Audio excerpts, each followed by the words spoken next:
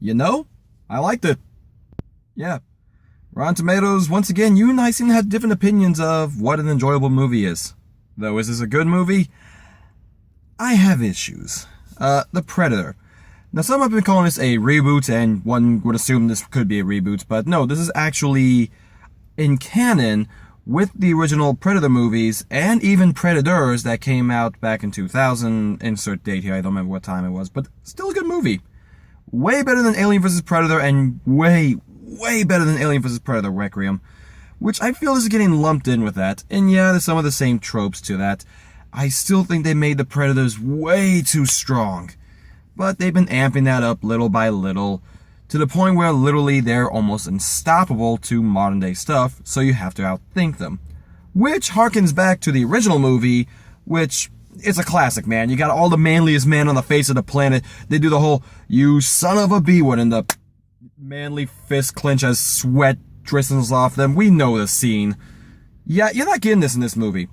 Instead of doing the manly man macho army guys, I made the quote in the movie theater, which no one heard. You basically get the Guardians of the Galaxy of the Army version. Yeah, like these are the misfits nobody wants. They're all psychologically insane in some way, shape, or form. Except one really didn't, make much sense as to why he was there. Or actually, two of them didn't make much sense as to why they were there, but you kind of overlook it just because they act crazy. So, yeah, the characters are enjoyable. I guess you could say side antagonist in this movie, because the Predator can no longer be the antagonist. It has to be the big bad government that, runs everything and tries to keep it a secret. It has to be the antagonist so we can have a firefight between people. Because, you can't just fight the Predator anymore. There has to be a whole bunch of things. Like in Alien vs. Predator, there was the Alien and the Predator. Or Predators in that one, because there was 3. In Requiem, there was, oh god, so many Predators and aliens running around. And a nuke! I don't know if that's in canon with this, but I'm assuming it's not. So, the fight scenes, dude, they earned the hard R in this. When the Predator is killing people, he is killing people, and it is not just simple, boom, you're dead, boom, you're dead, boom, you're dead. No, it's like, I think it vaporizes 1 or 2 people, but it's people getting stabbed, ripped apart, heads smashed in. It's gory. Now, I have an issue with the pseudo-escape scene, because a firearm does not work that way. You can't just go, "Karatata, karatata," and magically work. But, yeah, apparently it does, because they're super smart and intelligent, which leads to one of my problems, which I'll get to in a slight spoiler section. But it's enjoyable. Like I said, I was enjoying my entire time in this. This is a movie I will most likely rewatch again. Might even do a little Predators marathon. Now, granted, I am not saying this is better than the first one or the second one. Or even Predators to that. I kind of put it on par with Predators in terms of what it was capable of and what it presented. Still better than Requiem and freaking AVP. So, take that for what you will. Now, the problems with this movie, because there are a few, is, once again, this seems to be a common trope nowadays, 2 halves of different things. The first half of this movie, you get Predator, if it was done with the humor of, Die Hard. So, you're getting the one-liners, you're getting the zingers, you're getting the just comedy out of nowhere, which I enjoyed. It was funny, but it's just, yeah. Yeah, why is this in a Predator movie? And then the last, I would say, I wouldn't want to say half, but the last act of the movie becomes a Predator movie. They're being hunted, they have to fight the Predator, kinda. So, you get the feel of it, and it's in the woods, and they try to do the usual traps, and there's a lot of gimmicks and a lot of thinking and planning, and it's kind of enjoyable. Until our would-be friends get taken out one by one, and it, hurts to watch. Yeah, and that's the thing, I mentioned the Die Hard in the skit, and it feels disconnected, but I enjoyed the characters. I enjoyed watching them playing off of each other. I enjoyed the camaraderie between, everybody. Even the estranged kind of wife, the main guy's wife, who's kind of estranged because he's a military sniper. There's sometimes disconnects. But she thinks of her family and him and her son first, and is willing to hold her ground, and is actually a strong female character, Ray.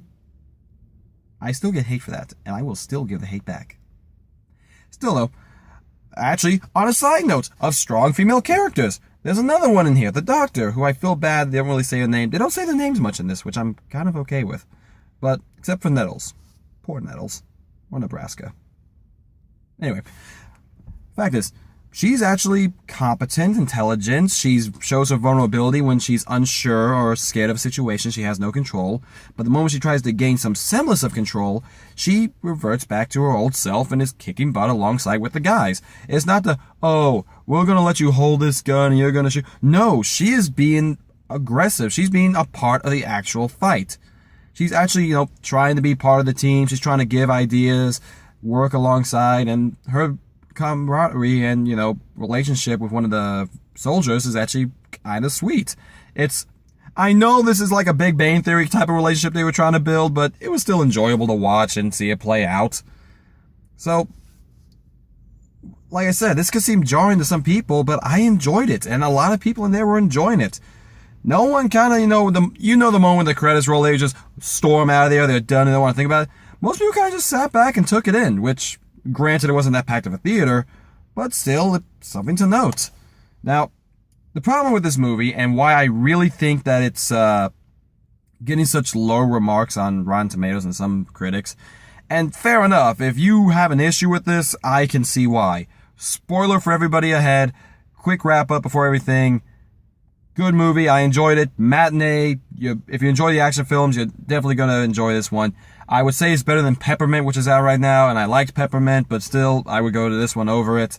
Sequel baits, but don't be too upset. Yeah, it's good. So, on to the spoiler section.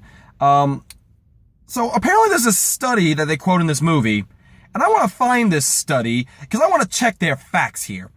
Apparently, Asperger's and autism is the next step in human genetic mutation. Yes. We find out where the predators are here, at least the super ones. They're hunting down the best and strongest species, and they're trying to infuse their DNA with it so they can become better hunters and all that good stuff, which I think kind of ruins the sport. I mean, you're not exactly going to want to be, carrying around an AK-47 trying to hunt deer. It's not fair. Still, though, take it as you will. These are the new predators, the alpha predators. And the alpha predators apparently want an autistic kid. That's right, because an autistic Asperger kid apparently makes you Rayman. Someone who has never studied an ounce of freaking, psychoses or anything like that. And yes, people with Asperger's usually tend to fall more on the actual spectrum of actually being intelligent people. I am not saying that is not always the case. Sometimes, however, they don't fall within the intellectual spectrum. It's just a disingenuous spectrum. So they're not able to actually, think straight and logically. Once again, this is all secondhand information I've gathered from people who've talked about this stuff. I could be wrong. Please correct if necessary. But this is not the time or place to have this conversation in a freaking Predator movie. Look, maybe he's got like the genetic code. Maybe this kid was like super smart and he just cracked the code and they're trying to hunt him down because he knows too much. You can still have the same plot, the same premise. They want to study the kid. Maybe they want to figure out why he's so smart. You don't have to make him on the spectrum. Like Billy from Power Rangers, the movie. Was it Billy? Yeah, it was still Billy. I thought they changed the names, but no, it was still Billy. He was on the spectrum, but, it wasn't that big of a deal. He just seemed a little bit awkward, and he was still the brainy guy. It wasn't like mentioned every 5 seconds.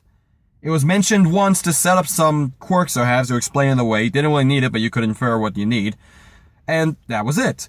This one, every freaking 5 minutes after I would say the field assault, as it's going to be called, or the ball field attacks plus school. After that, it's hammered in over and over and over again that the kid has Asperger's, that he's a genius, that all this is the genetic step of human mutation, it's the next evolution, and it just didn't need to be there. Like, that's the one issue I have with this movie, which is why, like I mentioned in my quick wrap-up, I can't, say, go see it right now, full price. It is enjoyable, but it just takes you out of it. You can turn your brain off and enjoy these movies, guys, but eventually you have to stop and go, no. Sorry, no, I cannot do that. Like, once again, going back to my Star Wars, because that thing's apparently seems to be a hot topic again. Holdo using the, light speed. Some people have complaints with that. My complaint wasn't that she did it. My complaint was she didn't do that from the beginning. You could have saved so many lives in that process. But you waited to do that. In this movie, you're trying to get that this kid is smart. You're getting it across. Fine. You don't need to hammer it over and over again. I can kind of get away with that in these reviews because I'm doing these all in one take in a freaking car at almost midnight. You are a multi-million-dollar movie industry who shouldn't be doing this. Shame on you. So yeah, and I can see that could get people upset. That could be what's getting, people ruffled. And when you get ruffled, you're less likely to actually think coherently when trying to review something. And if I am being honest, this movie's pacing is a bit off. The dialogue is really just horrible, cheesy dialogue. It's corny, but you kind of enjoy it. It felt like an old B-grade action film a little bit, just with more comedy emphasis than the actual action. Because B-grade action films used to have comedy and one-liners and zingers and all the corniness. And I kind of miss that. It's why I kind of enjoyed Peppermint a little bit, and it's why I really enjoy this movie. So, will it end on my top 10 list if I was doing off of personality with the stuff I've seen? Probably. But, who knows? It's been enjoyable, and honestly, the last couple of films, I don't think I've gotten legitimately mad at, besides Darkest Mind and Death of a Nation, but that's another thing in and of itself. So, go see this movie, guys. If you're a fan of action films, if you're a fan of the Predator series, 1, 2, and Predators, if you're really not a fan of Requiem or AVP, this one's a much better one up your alley. It's not as crazy it's more crazy and over the top with a lot more humor emphasis, but I feel it's kind of necessary. It's a nice sidestep. So, take that for what you will. If you can look past the corniness and the, kind of comedy aspects, you'll find a movie that's actually really enjoyable. Or not. I try to do this be as fair as I can with you guys, so yep. Still don't know what's coming out next week. I'll probably do something again. Hopefully this one will go up tonight. I won't have to wait for my internet to get fixed again. Anyway, guys, as always, I'm Kevin Riley signing off, and I'll see you all next time. Later.